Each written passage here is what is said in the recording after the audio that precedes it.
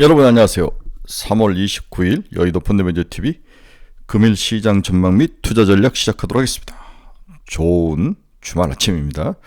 날이 굉장히 쌀쌀해집니다. 네, 쌀쌀해지고 기온 차이가 심하기 때문에 감기에 걸리신 분들이 굉장히 많으시던데 자기 건강관리, 환절기는 역시 건강관리가 최고죠. 네, 잘 건강관리 하시고 또 주말에 운동도 좀 하시고 또 쉬실 분들은 쉬고 또 의미 있고 즐거운 그러한 주말이 되길 바랍니다.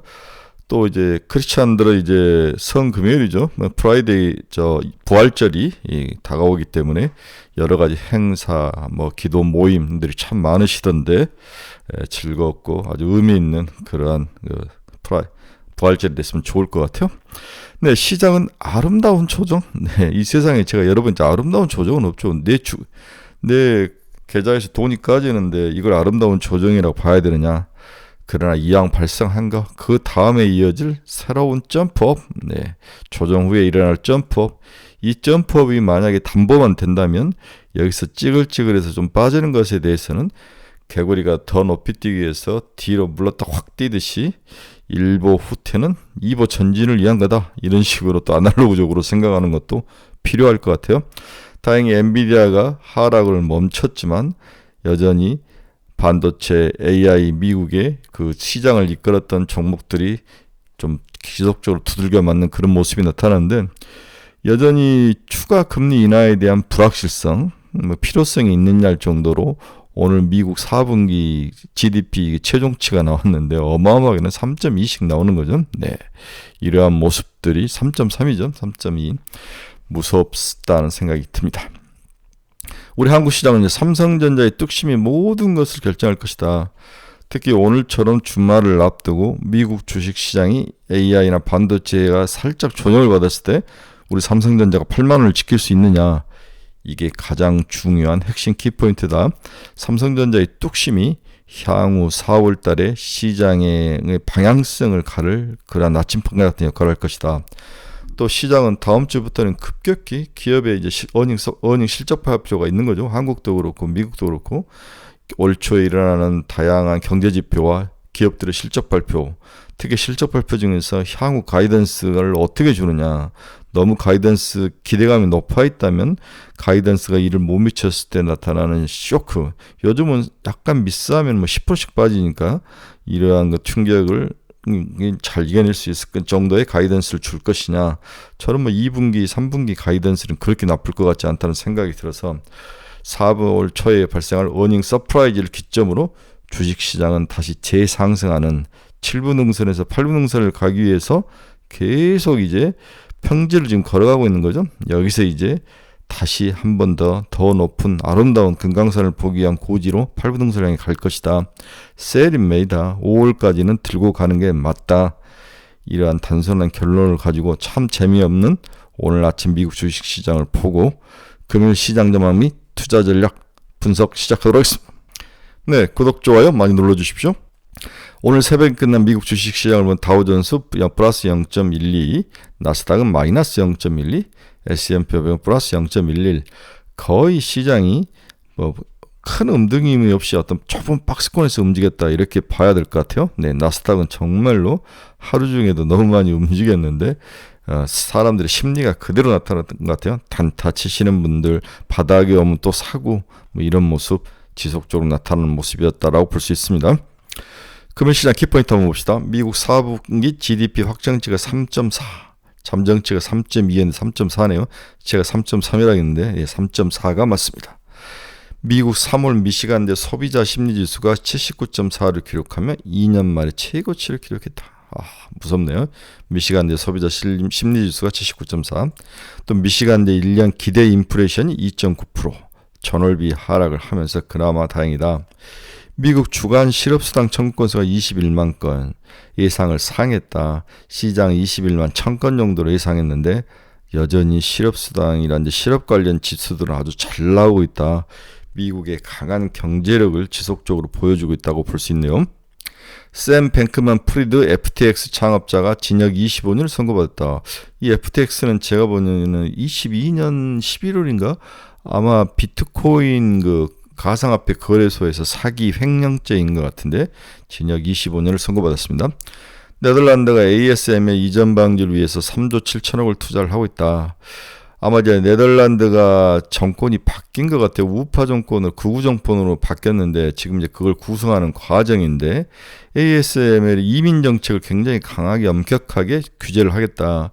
그래 ASML의 전체 직원 2만 5천 명인데 이 중에서 반 이상이 외국의 유명한 기술자나 이런 일할 수 있는 사람들인데 이 부분을 계속 쪼이면서 ASML이 굉장히 고통을 받고 있다. 이런 것들이 이제 시장에 나왔는데 이전 방지를 위해서 3조 7천억을 투자해서 이게 이제 그 유명한 축구로 네덜란드 아이토벤 맞아요. 네덜란드 아이토벤 ASML이 있는데 이 아이토벤의 여러 가지 인프라를 다시 구축하고 이러한 것들에 돈을 투자해서 ASML이 외부로 자기 본사를 움직이는 것을 방지를 하겠다는 게 네덜란드 모습인데 굉장히 우리나라랑 비슷한 것 같아요. 네.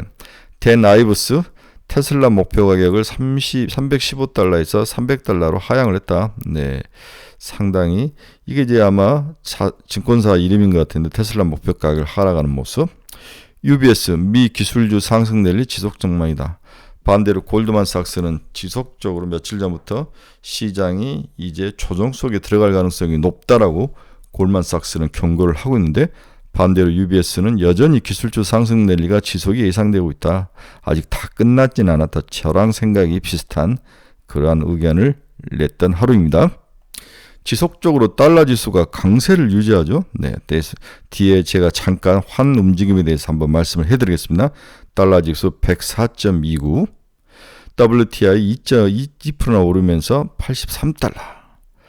금리는 어떻게 됐어요? 2년짜리는 4.628로 5.8bp나 상승을 했네요. 10년짜리는 4.212로 1.4bp.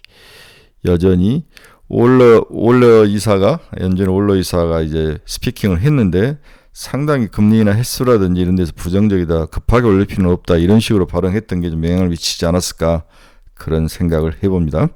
여기에다가 미국의 GDP가 3.4나 아주 강하게 확 찍어 나오니까 이러한 것들이 단기금리 시장에서 향후 금리를 올리기가 좀 어려운 게 아니냐, 내리기가 어려운 게 아니냐 이런 생각들이 단기 금리 시장에 반영된 거로 볼 수 있습니다. 주요 기업들 주가 움직임 한번 봅시다.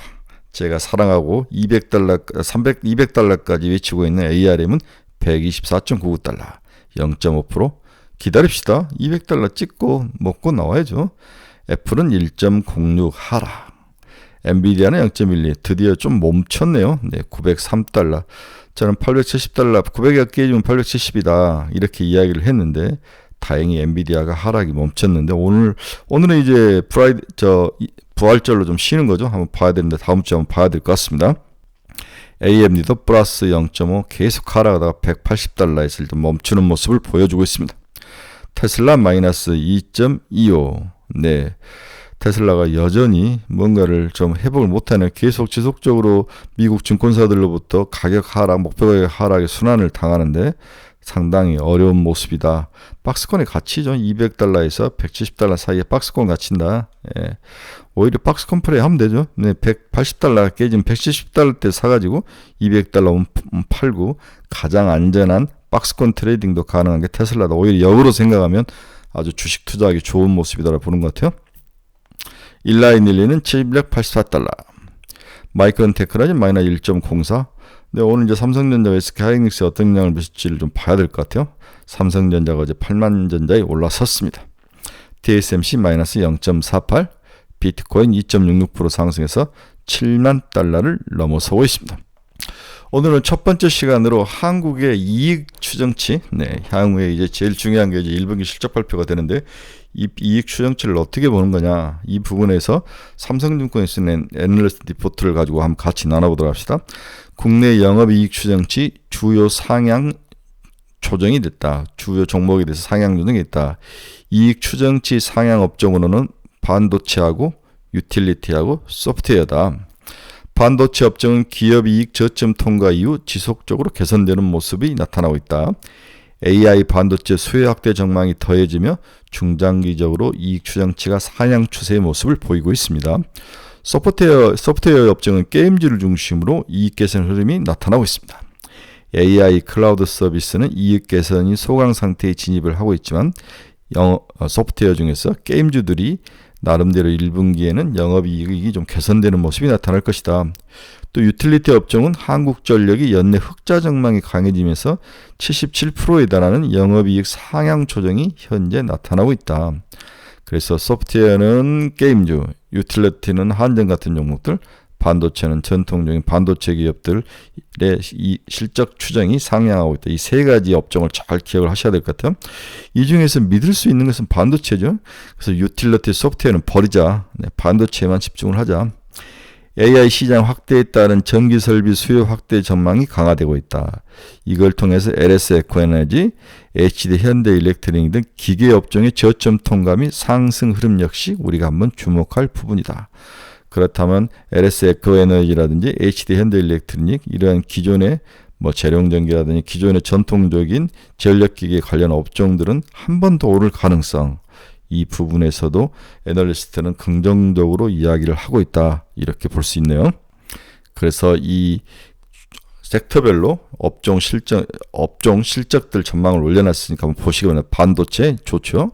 유틸리티 나쁘지 않습니다. 소프트웨어도 나쁘지 않습니다. 기계, 우리 전력기계 보셨죠? 나쁘지는 않습니다. 자, 영업이익 추정치 하향 조정되는 기업들도 있다. 하향 조정되는 당연히 있죠. 은행과 증권, 자동차와 화학업종이다.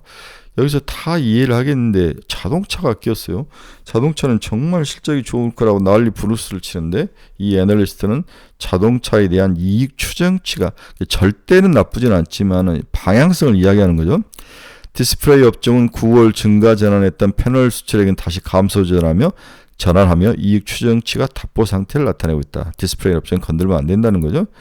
은행과 증권, 자동차 업종의 이익 추정치는 지속적으로 하락해 왔으나 밸류 프로그램 등 정책 모멘텀에 힘입어 가격은 상승하면서 펀드멘탈과 계류율이 확대되고 있다. 굉장히 중요한 이야기를 합니다.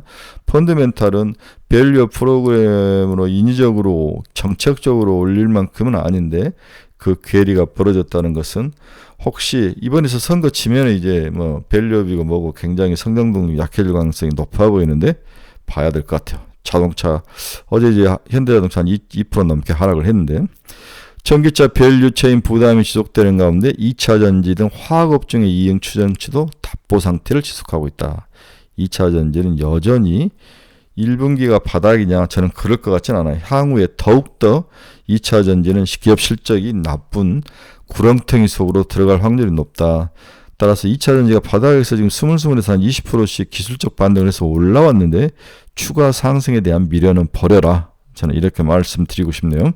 그래서 이렇게 영업이익 섹터 중에서 하향 조정된 종목들, 섹터들을 한번 이야기를 말씀드렸습니다. 상향 업종의 세부 종목을 보면 이익 추정치가 상향 예상되고 있는 업종의 세부 종목을 한번 보면 한국 EPS의 바텀업은 반도체와 소프트웨어 중심으로 상향 조정이 되고 있다. 앞에서 이야기를 했죠. 네, 반도체와 소프트웨어. SK 하이닉스, 리노공업, 솔브레인, 삼성전자, 하나머티리얼, 한미반도체, HPSP, 이런 것들, PSK, SFA 반도체, 이런 종목들이 있는데 한번 잘 보시기 바랍니다. 다음에 이제 수급 측면에서 외국인하고 기관 투자가 동시 순매수하는 그러한 섹터는 뭐가 있느냐? 화장품하고 의류, 필수 소비재, 건설과 건축, 상당히 우리가 관심이 없는 종목들의 외국인과 기관 투자가들이 빈집 털기를 나섰다고 봐야 될 것 같아요. 글로벌 경기 인하 경로 가시화 및 중국 화장품 소비 저점 통과 기대 속에 중국 경기 회복 수혜주에 주목을 하면서 미리 가서 빈집 털기를 하고 있다. 사장품, 의류, 필수 소비재, 건설 건축. 반면 필수 소비재에서도 4일에서 6일간 동시 순매수가 발생을 했다. 주로 행동주의 펀드 및 주주환원 정책 확대 관련 종목을 중심으로 동시 순매수가 지속되는 모습이 나타났다. 필수 소비재에서는 그런 모습이 나타났다는 거죠. 대표적으로 뭐가 있을까요? 호텔 신라, 유통업종들, 이런 종목들을 말하지 않을까. 그다음 DLENC, 한일시멘트 등 자본 조달 여건 개선에 건설 경기 개선 기대 속 동시 매수세 유입이 되는 종목도 있었다. 퍼시스는 우리 이제 부업 가구죠. 판매 분인에도 고배당 정책이 있으면 매수비 유입된 것으로 판단된다. 이런 종목들은 우리가 버려야 되지 않을까. 뭐 건설 아직은 아닌 것 같아요. 필수 소비재도 아직은 아닌 것 같아요. 네. 화장품 우리는 좀 해볼 만해요. 특히 화장품은 이제 봄 되고 여름 가까우면 여행 가고 외부 나들이 가고 올해 아주 뭐 피크를 칠 것이다. 제가 이야기를 했죠. 네.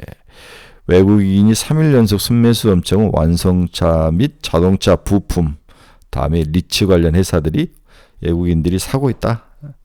네. 그렇죠? 네. 외국인이 3일 연속 사는 종목들이 이거 있다. 동시에 사는 것은 화장품과 의류와 필수 소비재들인데 화장품 정도는 해볼만 하다. 이 정도로 정리를 해드리고 싶네요. 이제 우리가 두 번째로 한번 짚어봐야 될 게 달러 강세가 생각보다 너무 강한 거죠. 그렇다면 나머지 통면은 모두 약세인데 이렇게 갔을 때 과연 주식시장에 어떤 영향을 미칠 것인가. 특히 엔화의 약세가 금리를 올린다 해도 엔화 약세가 지속되는데 이러한 것들이 한국 주식시장에 어떤 영향을 미칠 것인가. 긍정적인 영향을 미칠 것인가. 부정적인 영향을 미칠까를 한번 보아야 된다는 거죠. 지금 시장에서는 엔화 약세가 문제를 야기하고 있다. 150엔대 초반까지 엔달러 확률이 움직이면서 엔화가 약세로 올라갔는데 일본 정부가 외환시장 개입 확대 가능성을 지금 열어놓고 있는 상황인 거죠.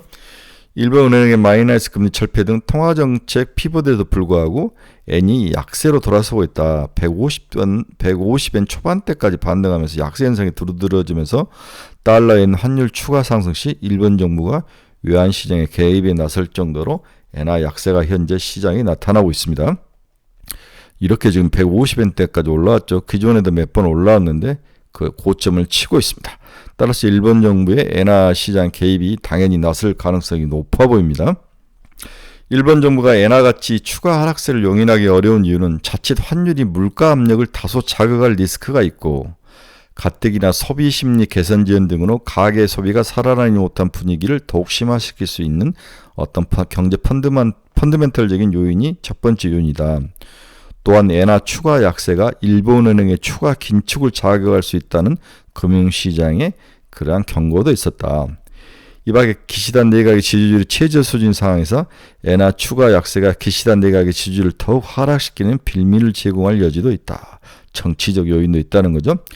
일본 정부 및 일본은행이 슈퍼엔저를 경기 회복과 주식시장의 부양수단으로 당분간 활용할 것으로 예상하지만 지나친 엔화 약세 현상이 예상치 못한 부작용을 초래할 수 있어서 추가적인 엔화 약세를 지켜보고만 있지는 않을 것이다.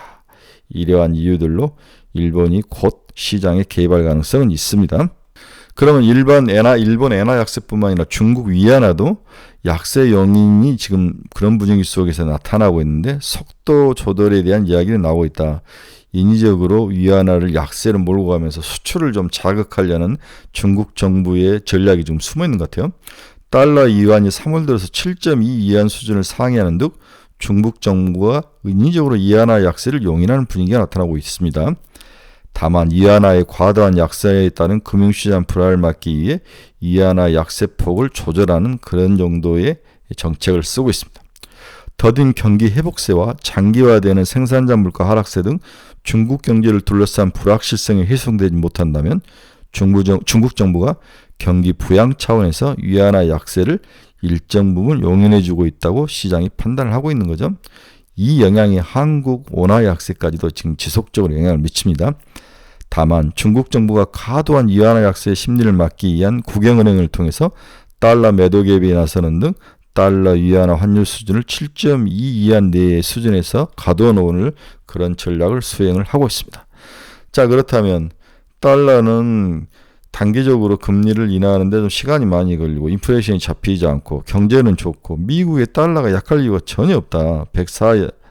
104포인트까지 달러 지수가 올라와 있고 반대편 일본은 152엔까지 올라오면서 물가를 자극하고 정치권을 흔들 수 있는 지금 기시다 정부를 마지막 한 대 더 두들겨 팰 수 있는 그런 가능성까지 불안감이 있고 중국 정부도 경기가 안 좋으니까 위안화를 7.2위안 인위적으로 약세를 몰고 가면서 수출을 통해서 뭔가 경기 부양책을 쓰려는 그런 상황. 이게 이제 한국 주식시장의 한국 환율의 상승, 약세를 이어가면서 주식시장에서 이제 무슨 문제가 발생을 하느냐. 역시 외국인의 자금이 어떻게 되느냐 문제를 일단 야기시키는 거죠. 결국 외국인들의 자금 유출이 이어질 것이냐. 이로 인한 주가 하락, 그리고 이것을 이용한 단타 매매, 또 중소형주 변동성의 하충, 온중과 잡주들의 모습, 이러한 가능성도 있을 수 있는데, 아직까지는 외국인 자금이 과거처럼 크게 들어오지는 않지만 그렇다고 빠져나가지는 않는 것 같아요. 우리나라는. 네, 나름대로 우리나라는 환율이 거의 맥스에 와 있다. 추가로 환율이 강세로 돌아설 가능성에 오히려 배팅하는 모습도 있는 게 아니냐. 그만큼 외국인들이 얕게 여우처럼 행동을 하고 있다. 이렇게 봐야 될 것 같아요. 여기에 반도체라든지 한국의 수출이 나쁘지 않는 상황. 원화 약세는 이런 수출들을 더욱더 강하게 하는 거죠. 그래서 원화 약세로 인한 그러한 단점보다는 원화 약세가 가져오는 삼성전자와 SK하이닉스 반도체 수출 증가, 자동차의 수출 증가가 한국 경제를 강하게 하고 있다. 기업을 강하게 하고 있다. 이런 매력이 더 부각이 되면서 외국 자금이 들어왔는데 향후에는 또 어떻게 될지를 한번 봐야 될 것 같아요. 이러한 상황들이 이어질 수 있을지, 기업의 실적이 원화 약세를 이길 수 있을 만큼의 매력이 지금까지 지속되었는데 그 매력이 향후에도 계속될 수 있느냐를 한번 지켜보자. 이렇게 개인적으로 생각을 해봅니다. 따라서 4월 초가 굉장히 중요한 것 같아요. 온갖 경제지표와 실적, 그 다음에 수출지표, 그 다음에 삼성전자, SK하이닉스 실적지표 이런 것들이 막 쏟아져 나오는데 4월 이러한 것들이 외국인들의 투자자금을 빠져나가지 않고 조금이나마 더 들어오게 한다면 시장은 셀인 매입 때까지 한 번 더 상승할 가능성은 충분히 있다. 그렇죠? 요즘 제가 계속 외국인 자금들을 지켜보는데 빠져나가는 것은 거의 보이지는 않습니다. 결론 한번 봅시다. 결론 뭐 있습니까? 다음 주 월초 다양한 경제지표 발표와 실적 반등이 얽히고 설키며 어지러운 장세가 전망되나 여전히 시장은 아직 끝이 아니며 결국 5월까지 추가 상승이 이어지는 마지막 상승 난리가 전망돼 지속 보유를 추천한다. 이게 이제 제 결론의 마지막 부분이죠. 네, 뭐 더 이상 오늘은 뭔가 할 말은 없습니다. 참고 견딥시다. 문제는 우리가 많이 투자한 AI와 반도체 이 부분에서 어떤 것들은 실적이 잘 맞아떨어서 올라오고 어떤 것들은 안 올라오면서 포모 현상이 너무 심하게 시들들인데 자기가 가지고 있는 반도체 AI 관련 기업들이 목표 가격을 치면 무조건 50%는 팔아라. 팔고 현금을 가지고 있고 그걸 다시 대사지 말고 좀 기다려라. 이렇게 단순한 전략을 지속적으로 여러 번 이야기합니다. 다음에 그 가격이 자기 원하는 가격대가 안 오면 뭐 어쩌면 기다려야죠. 기다려야 됩니다. 시장이 크게 빠질 것도 없고 오르는 쪽에 오히려 배팅을 하고 있는 상황이라고 봐야 될 것 같아요. 네, 주말입니다. 여러분 중에서 투자의 방향성을 잃어보신 분들은 저희 카페로 오십시오. 그리고 종목에 대한 상담이 필요하신 분도 저희 카페로 오시기 바랍니다. 매일매일 관심 종목을 올려놨으니까 저희 카페로 오시기 바랍니다. 요즘 이제 저희 카페에서 저에게 1대1로 상담을 제일 많이 한 부분이 포모 현상입니다. 로봇이나 다른 종목 샀는데 다른 것들은 올라가는데 내 거는 안 올라갔을 때 그 고통 정말 괴롭죠. 저는 뭐 그때는 과감하게 팔아가지고 다른 놈으로 좀 갈아타라. 반도체 쪽으로 계속 유도를 했는데 정 살 것 없으면 지속적으로 이야기하죠. 삼성 SDI와 삼성전자를 사서 묻어라. SDI 60만 원, 삼성전자 10만 원. 이렇게 해서 좀 물려있는 것들을 다 팔아서 옮기는 것도 좋은 전략 중에 하나다. 귀에 못이 박히도록 제가 이야기를 하는 거죠. 즐거운 주말의 시작입니다. 저는 이제 오늘 회사 주총을 한번 가보는데 주총에 가서 한번 요즘 주총은 어떤지 아주 작은 회사이기 때문에 뭐 특별한 건 없죠. 임원들의 보수, 회계감사, 승인권 이런 것들인데 한번 잠깐 보고 선물도 줍니다. 우리 옛날 주총 가면 수건도 주고 요즘 그런 거 잘 안 주시는 것 같더라고요. 네, 주총 한번 보고 오도록 하겠습니다. 여러분 주말입니다. 저도 주말 내내 이제 공부 좀 하죠. 저는 주말에 참 공부 많이 하는 스타일인데 못 읽었던 두꺼운 애널리스트들 리포트들 좀 보고 다음 주는 뭘 또 친구들에게 추천해 줄까 보는데 저희 카페에 좀 자주 와주시고 좀 많이 가입해 주시기 바랍니다. 여러분 감사합니다. 일요일 오후에 뵙도록 하겠습니다.